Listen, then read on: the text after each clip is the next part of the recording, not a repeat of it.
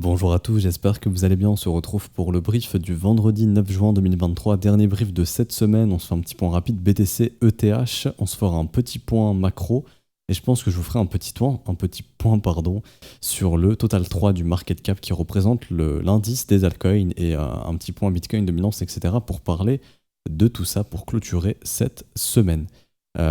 Alors, du coup, on parlera aussi d'un point important, liquidation DeFi sur BNB, ça j'y reviendrai si j'oublie pas, hein, je vais essayer d'y penser. Alors le Bitcoin, bon ça va être assez simple, on avait déjà vu mercredi qu'on est dans une zone de combat maintenant entre 25 351 $ et 27 368 $. Tant qu'on ne sort pas d'une de ces deux bornes, il ne se passera rien. Donc franchement, si vous n'êtes pas un day trader, que vous tradez pas tous les jours, etc., que vous voulez pas trader ce range ici, mettez des alertes. Franchement, ça sert à rien de rester devant les graphiques. Commence à faire beau, profitez. Mettez une alerte donc au-dessus du plus haut ici à 27 400 et vous mettez une alerte à 25 300 à peu près. Quand l'alerte elle sonne, là vous regardez le graphique et vous regardez ce qui se passe. Est-ce que ça breakout vraiment? Donc est-ce qu'on prend un vrai directionnel ou est-ce que c'est une simple chasse au stop par exemple comme ça? Si c'est un vrai directionnel, si c'est un vrai breakout, bon là il y a des chances d'aller plus haut. Ok. Si c'est un breakout baissier, on retournera sous les prix de FUD et donc bon pour moi ce sera minimum direction 25K voire retracement jusqu'au support des 24 700, 24 100.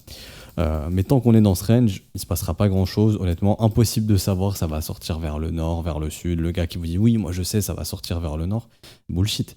Impossible de savoir. Faut attendre la résolution. Si t'es vendeur, tu shortes le haut de la zone, tout simplement. Donc tu shortes par là. Si t'es acheteur, tu achètes par là, ni plus ni moins. Le but, c'est d'agir ici sur les extrémités pour avoir le meilleur risque-récompense. Le risque, c'est que ça casse et c'est de sortir avec le moins de pertes. Si t'es acheteur. Et si t'es vendeur, c'est de sortir, pareil, si ça casse vraiment. Ok, tout simplement. Mais en tout cas, là, actuellement, il ne se passe pas grand-chose. La dynamique reste baissière hein, dans l'état, donc c'est bien, on a bien réagi face au FUD, mais BTC reste baissier ici. GBTC, par exemple, de même. Pour l'instant, la grosse structure baissière sur GBTC est bien présente, le gros M s'est formé, il n'y a pas de structure haussière pour le moment. Pareil, on a une zone de combat aussi sur GBTC. Je vais, indiquer ça ici. Je vais mettre des alertes aussi sur GBTC.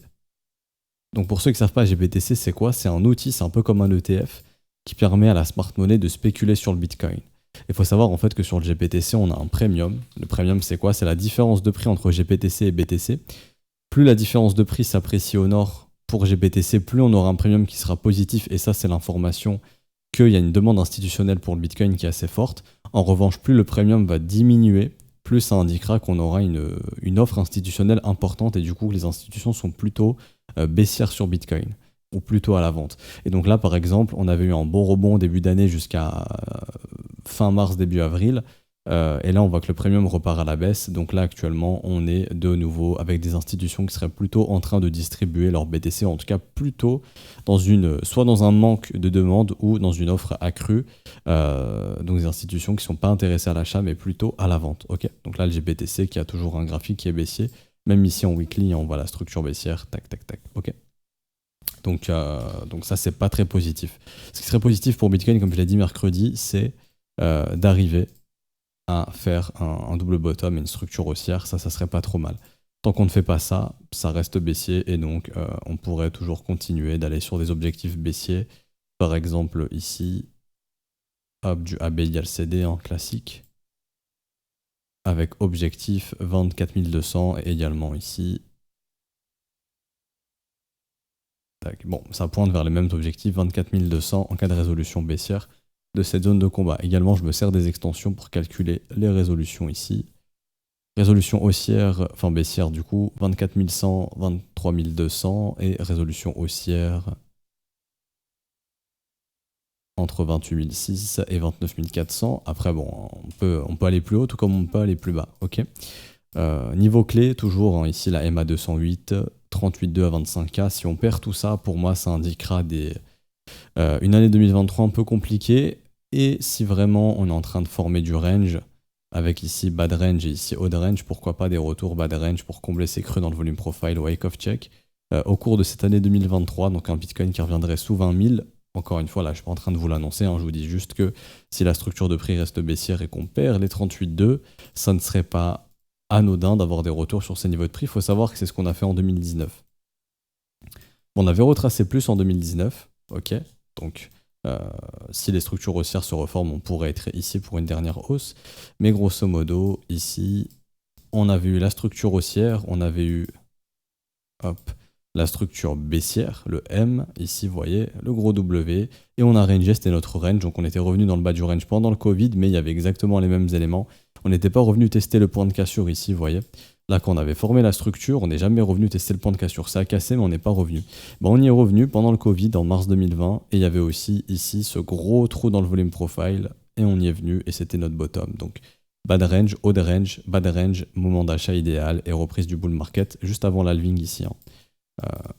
Donc là, pour le Bitcoin, ce serait en gros, on n'est pas revenu tester la structure ici en W, peut-être refaire comme en 2019, revenir combler ce gros creux dans le volume profile, venir chercher le wake of check. Je vous parle pas de ça maintenant, peut-être dans les prochains mois, en tout cas, avant avril 2024. Si avant avril 2024, on n'est pas venu ici, pour moi, on n'y reviendra pas, parce que les prix de production seront beaucoup plus hauts et il y aura peu de chances après avril 2024 pour que le Bitcoin soit sous les 25 000 $. Ça, c'est ce qu'il faut bien se mettre en tête. Mais en tout cas, avant l'halving, si on fait un tour ici, bon déjà c'est une opportunité exceptionnelle d'achat, il ne faudra pas la rater, ça c'est mon avis. En tout cas moi je serai là pour l'acheter et tout simplement, bon bah si post-halving on n'y est pas revenu, je pense qu'on n'y reviendra pas. Voilà, donc c'était pour le petit avis BTC, niveau order flow, franchement il ne se passe rien du tout. On avait vu mercredi normalement si je dis pas de bêtises que ça a continué de sortir de la part de la smart money, ouais. Pendant le short squeeze, il y en a beaucoup qui en ont profité pour se barrer du côté de la smart money. Quelques shorts qui se sont ouverts ces dernières heures, enfin surtout hier. Petit short squeeze hier soir, enfin hier en fin d'après-midi. Et depuis, pas grand-chose. Ok. Alors, ETH. Graphiquement, c'est comme Bitcoin, toujours dans la zone de combat. Tout ce que je viens d'expliquer pour Bitcoin, c'est applicable sur Ethereum. Il faut une résolution. Depuis le pump, on a repris des structures baissières sur ETH et sur BTC. Donc, court terme, hein, je parle bien court terme. Faudra voir si on peut reprendre des structures haussières à court terme. Pour l'instant, c'est pas trop le cas. Et surtout, ce qu'il faut, c'est casser au moins les 1900 $ pour essayer de reformer, de sortir en fait de ce range et pourquoi pas de continuer d'essayer de faire des structures haussières pour retourner au nord. Ça, c'est ce qu'il faudrait faire. Maintenant, si on perce la zone de combat au sud, pour moi, c'est clairement objectif 1660. Ça n'a pas bougé. Et franchement, Ether, c'est une update assez rapide parce que c'est exactement comme BTC. Order flow hier, hier, le 8 juin, pas mal de shorts qui se sont ouverts. Ici, vous voyez, sur ces bougies, on a squeeze tout ça. Ils se font squeeze ici, je le vois. Et malheureusement, beaucoup d'acheteurs qui rentrent sur ce top ici qui sont coincés actuellement. On en a sorti pas mal ces dernières heures. Ça, c'était à 4h du matin cette nuit. Est-ce que je suis sur le fuseau horaire? Ouais, c'est bon. 4h du matin cette nuit, heure française, heure d'Europe centrale. Du coup ici les longues qui ont pu acheter le top, une bonne partie ont été nettoyées, mais on a pas mal d'acheteurs de top coincés ici. Tant qu'on ne regagne pas ces niveaux de prix, les 1850, on pourrait continuer de nettoyer un petit peu les acheteurs un petit peu plus bas. Pareil, pareil que BTC honnêtement, c'est exactement la même analyse, faut pas se prendre la tête. Je vous parle rapidement de BNB, je vous fais pas une analyse de BNB, mais il y a un risque au niveau DeFi. Ici, en fait, c'est un site web, donc n'hésitez pas à recopier le lien si jamais, qui vient montrer les liquidations qu'on a sur la DeFi. Et sur la DeFi, il faut savoir qu'on a souvent beaucoup de collatéral, et ces collatérales sont en altcoin généralement.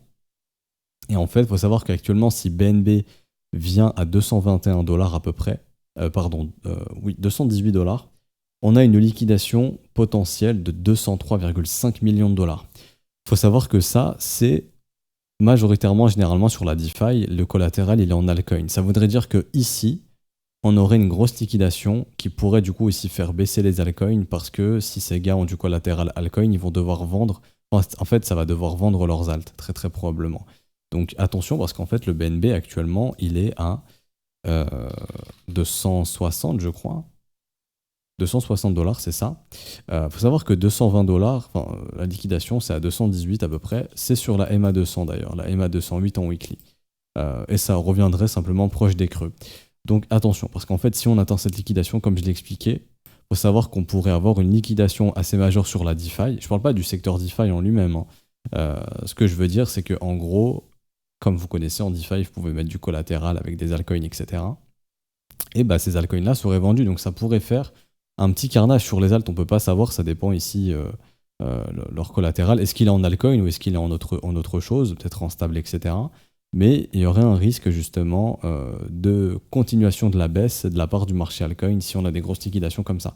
Sur Ethereum aussi, vous allez avoir des liquidations sur la DeFi. avec du collatéral. Encore une fois, je ne sais pas quel type de collatéral. Mais par exemple, si on vient à 1673, bon, il y a 26 millions. Bon, les grosses liquidations, c'est si ETH, enfin si on aura de grosses liquidations sur la DeFi, si ETH vient à 1450 et surtout si ETH revient entre 515 et à peu près 1100 $ et surtout entre 717 et 846 $. Et là, il y a des centaines de millions de liquidations. Mais bon, ça encore une fois, c'est pas demain la veille qu'on sera à ces niveaux de prix. Mais BNB, c'est pas très loin, surtout le FUD autour de lui. Si on vient à 218 $, ouais, faudra faire attention parce qu'il y a quand même une grosse liquidation qui pourra faire un effet domino sur le marché altcoin si c'est du collatéral alt. Je vous laisse regarder un petit peu le site parce qu'en fait vous avez aussi d'autres assets, hein. Par exemple Solana, pareil, il y a des liquidations. Honnêtement c'est faible, c'est surtout sur Ethereum et BNB qu'on a de grosses liquidations. Sur le reste il n'y a pas grand chose honnêtement, il n'y a pas grand chose. Cardano je regarde rapidement, non. Batici non plus, CurveDAO non plus. Ah, quoique. Si CurveDAO, si CurveDAO revient à 47 centimes de dollars, il y a une grosse liquidation de 121 millions qui peut sauter. Et ça aussi, hein, ça peut déclencher de la vente. Faut voir un petit peu le collatéral, il est en quoi. Et on a combien sur CRV? CRV USDT, on est à 75. Bon, 47, c'est loin quand même, hein. Ce serait une chute de... Bon, après, c'est pas impossible de revenir sur les bottoms de cette fin d'année 2022, mais ce serait une baisse de 36%. Bon, le graphique est toujours baissier. Mais bon, BNB, grosse liquidation, CRV aussi à surveiller, bien évidemment, surtout BNB. Hein. BNB, on n'est pas très loin des 218. Ça, faudra faire attention. Et du coup, pour parler du marché alt, et je ferai un point macro à la fin, le marché altcoin, ça c'est le total 3. Donc en gros, c'est le market cap des altcoins en ayant retiré ETH. Et bah, c'est toujours baissier. Hein. Jusqu'à preuve du contraire, en tout cas ici en daily, on est bien d'accord que ça c'est toujours baissier, donc des alts qui sont toujours baissières, également weekly. Je suis désolé, mais on peut pas dire que ça c'est un marché haussier, les sommets sont toujours descendants sur le total 3. Donc la question c'est est-ce qu'on va réussir à former un creux ascendant? Si oui, on aura notre bottom sur les altcoins, probablement. Par contre, si on n'arrive pas à former de creux ascendant et qu'on va chercher un nouveau plus bas, bon bah là il y aura de nouveaux plus bas sur quasiment toutes les alts. Par exemple, il y a des alts comme Chiliz qui sont vraiment très proches de leur creux ici. Hop, oups. Et la question c'est est-ce qu'on est dans le méga range qui permettra de faire la reprise haussière ou pas. Mais si un Chiliz vient casser ses creux, il y a de grandes chances que d'autres alts puissent suivre et que bah, après c'est le total 3 qui m'intéresse. Si le total 3 casse au sud, tout simplement on aura une grosse partie du marché altcoin qui cassera au sud. Et donc à un an de l'halving, est-ce que le marché des alts est fort? La réponse pour l'instant est non. Ça ici je vous ai mis le total 3, enfin je vous ai mis les altcoins en ayant retiré les stablecoins face au Bitcoin et on voit que Bitcoin est beaucoup plus fort. Ici on voit que ça baisse, donc les alts sont beaucoup plus faibles que BTC. Donc il faut savoir qu'on est dans un marché qui est déjà illiquide. En plus de ça, Bitcoin est plus fort que les alts, donc il faut savoir que si là vous spéculez sur les alts, si Bitcoin reste baissier, c'est comme si vous mettiez du levier sur Bitcoin en fait. Parce que les altcoins, quand Bitcoin par exemple perd 5%, les altcoins peuvent en perdre 10-15%. Et donc on voit que les altcoins sont beaucoup plus faibles ici que Bitcoin. Donc acheter de l'altcoin en ce moment, tant que le graphique du BTC il est bear, c'est simplement s'exposer à prendre plus de risques et à se prendre plus de pertes. Okay, ça c'est hyper important. Et on voit que la Bitcoin dominance, elle, est toujours forte ici. La Bitcoin dominance est toujours forte pour le moment. Et ici, je vous ai mis le crypto total. Et en fait, pour investir dans les alts, le meilleur moment, c'est quoi? C'est quand? C'est quand vous avez une altcoin dominance ici qui augmente, okay, donc qui est forte, ce qui n'est pas le cas. Et surtout que l'argent rentre dans le marché. Donc le total market cap augmente.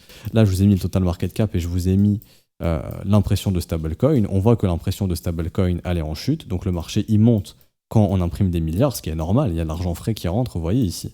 Quand on a imprimé des milliards, le market cap, il a explosé. Là, on continue d'imprimer, ça a soutenu un peu les prix, on a rebondi. Depuis qu'on n'imprime plus, il ne se passe pas grand-chose. Et l'argent, actuellement, depuis le mi-avril, il sort du marché, on est bien d'accord. Le total market cap, il baisse. Donc la capitalisation du marché, elle baisse. Et ça baisse avec une altcoin dominance qui baisse. Donc ça veut dire quoi? Ça veut dire que les actifs perdent en valeur, donc le Bitcoin et les altcoins sont plus faibles que Bitcoin. Donc là, actuellement, acheter de l'altcoin, c'est prendre plus de risques parce que Bitcoin est baissier, ok, et l'altcoin dominance chute. Okay, donc si Bitcoin perd 5%, les alts vont perdre probablement 7, 10, 15, 20, ça dépendra des altcoins. Mais en gros, c'est comme si vous spéculiez avec un levier sur le Bitcoin, tout simplement. Sauf que le Bitcoin, il est baissier, et si vous achetez des alts, c'est acheter un actif qui est baissier, et comme si vous aviez du levier. Donc ça, faut faire très très très attention. Je dis pas que c'est pas le moment d'acheter des alts. Je dis juste que là, actuellement, dans la dynamique de prix actuelle, il y a plus de chances d'accumuler des pertes que d'accumuler des gains. Ça, en tout cas, tant que le marché, tant que le Bitcoin déjà ne se retourne pas, il y aura peu de chances d'avoir des altcoins qui vont performer. Et on l'a vu, Bitcoin a bien rebondi ces derniers jours, mais vous regardez les altcoins, ça n'a pas du tout rebondi. Là, c'est le total 3, on est déjà parti faire des plus bas, ok. Le total market cap, dont Bitcoin ici, n'a pas encore fait de plus bas. Vous voyez la différence? Donc les alts sont bien plus faibles que Bitcoin. Donc ça, il faut faire attention. Et généralement, en crypto, on a envie d'acheter toutes les alts parce que on sait que ça peut faire des gros rendements, etc. Mais il faut savoir qu'en période de bear market, en tout cas, on n'est pas encore dans un bull market. On ne peut pas encore dire qu'on est dans le bull market, les milliards de Tether ou les milliards de stablecoins sont imprimés, l'argent rentre, la smart money est intéressée, le GBTC explose, la smart money est à l'achat sur le Bitcoin. Quand on regarde le quote, qu'on peut regarder rapidement vu que j'en parle, sur le Bitcoin futur, on a l'information que la smart money elle est en train de rentrer également. Non, on n'a rien, on n'a pas du tout ces informations actuellement. Là, l'information qu'on a, c'est que le cote il est proche de zéro, l'intérêt de la smart money pour Bitcoin il est proche de zéro, tout simplement. Donc, les stablecoins ils ne sont pas imprimés par milliards. L'intérêt de la smart money il est proche de zéro. Le premium du GBTC continue de baisser. Donc, j'ai pas l'impression qu'il y ait un gros intérêt institutionnel pour le Bitcoin depuis avril. Donc, comment les altcoins vont pumper, sachant que les gens sont déjà dans le marché alt et qu'ils attendent qu'on pompe en fait le marché altcoin, qu'on le fasse pumper. Donc c'est ça le truc, c'est comment le marché altcoin va pumper alors que tout le monde est déjà dedans, que tout le monde attend que ça pump, sachant qu'il n'y a pas d'intérêt institutionnel en fait. Donc c'est ça qui est extrêmement important. Et c'est pour ça que vous voyez des alts actuellement qui sont en train de continuer de creuser plus bas parce qu'il n'y a pas de demande en fait, tout simplement. La demande, elle n'est pas là. En tout cas, la demande institutionnelle, et c'est ça qui fait bouger les prix, elle n'est pas présente pour l'instant. Peut-être que dans les prochains jours ou prochaines semaines ou cet été, ça reviendra. Mais en tout cas, à l'instant T, c'est pas encore le cas. Ok, donc ça, il faut faire très, très, très attention. Et je dirais, tant qu'on voit pas de structure haussière sur un indice comme le Total 3, la dynamique reste baissière. Donc on aura plus de chances de voir des alts continuer de chuter. Ok, donc faites très, très attention à ça. Et du coup, pour le point macro, alors bon, on a un Nasdaq qui a bien continué de pousser ici. On est bien venu casser les sommets. On est en zone de rechargement de short, il faudra surveiller un petit peu s'il n'y a pas des structures baissières. Pour l'instant, c'est pas le cas, donc il n'y a pas encore de signe de top sur le Nasdaq. Les indices qui sont toujours majoritairement shortés, je le vois ici, S&P 500, 69% en short, Nasdaq 61% en short, et les indices européens majoritairement short également. Les gens sont à l'achat sur le pétrole, le silver, l'or, et sont en train de repasser short sur Euro-USD et GBP-USD. Donc ça sent bon pour une chute du dollar index. Hop, je reviens juste ici. Hop. Donc les indices toujours haussiers, les gens sont en train de shorter. Le dollar index qui est venu en zone de rechargement de short et qui a fait sa structure baissière ici. Donc pour moi, on a un top sur le dollar index qui vient de se former et donc tout naturellement, je vais tracer ici la RLZ, si elle est bien tracée ou pas. Hop, on l'ajuste. Et invalidation bien sûr si on fait un nouveau sommet pour ce top.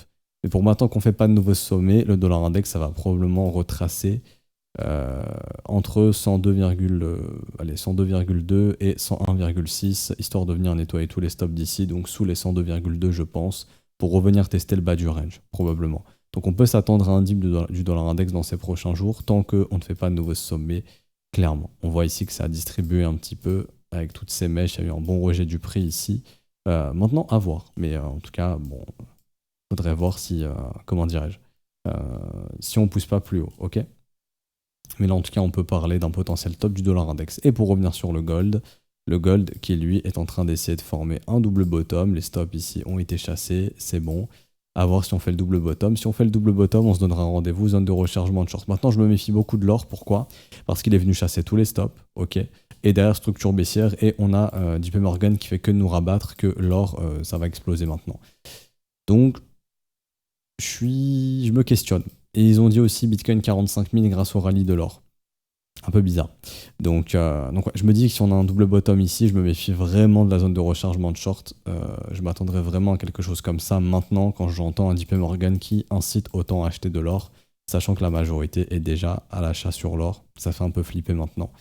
Sachant que les gens sont à l'achat sur les matières premières et ils sont full short sur les indices et on n'entend pas JP Morgan nous dire oui... les indices vont exploser, acheter des indices. Donc ça fait un peu flipper. Après, j'aurai les actus, mais il faudrait que je regarde un petit peu si JP Morgan chill un petit peu les indices, mais j'ai pas vraiment l'impression. Non. Par contre, Bitcoin, ouais, ils ont annoncé 45 000, ça j'en suis persuadé, je l'ai vu partout. Est-ce que là je vais le trouver? Non, bon, ça, mais de toute façon, je pense que vous l'avez vu aussi. Si vous tapez sur Twitter JP Morgan Bitcoin, vous trouverez directement. Donc j'ai fini pour aujourd'hui. J'espère que ça vous aura plu. Si c'est le cas, n'hésitez pas à laisser un petit pouce bleu, vous abonner, ce n'est pas déjà fait. À rejoindre l'école si vous voulez vous former et avoir accès au brief privé tous les matins que je fais avec les élèves, et aussi avoir accès à ce que je fais moi personnellement et quels sont mes plans, quelles sont mes stratégies, si ça peut vous inspirer. Donc pour nous rejoindre, ça se passe sur notre site web école-de-trône-fzco.com. Vous avez le lien en description et en commentaire épinglé. Vous avez ici les formules que vous pouvez choisir. C'est sans engagement, vous pouvez annuler le renouvellement quand vous le souhaitez. Vous prenez l'offre que vous souhaitez. Donc par exemple ici trimestriel, vous faites s'inscrire, vous mettez prénom, nom de famille, email, finalisez mon inscription et ensuite vous pouvez choisir soit de payer en euros, donc en carte bancaire. Si vous habitez en Suisse, vous inquiétez pas, vous pouvez payer en francs suisses ou en crypto-monnaie. Ok, donc c'est vous qui choisissez et après vous aurez accès à l'école tout simplement. Ce mois-ci, on vous met tout le contenu pédagogique sur le site de l'école. Vous aurez un accès pour consulter tous les cours. Donc si vous voulez assurer votre place, vous pouvez vous inscrire dès maintenant. N'hésitez pas aussi à nous rejoindre sur Discord, c'est gratuit, vous avez du contenu gratuit, le lien il est en description et en commentaire épinglé, et aussi à rejoindre la newsletter, prochaine vidéo courant juin, où je sortirai une vidéo d'analyse sur les altcoins. En exclusivité, je l'envoie à tous ceux qui sont inscrits, c'est gratuit, donc le Trône Contact, Systemio, newsletter, le Trône.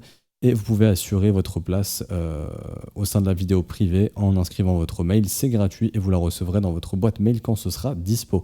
Bonne journée à tous, bon week-end. On se retrouve lundi ou mardi. Ciao, ciao.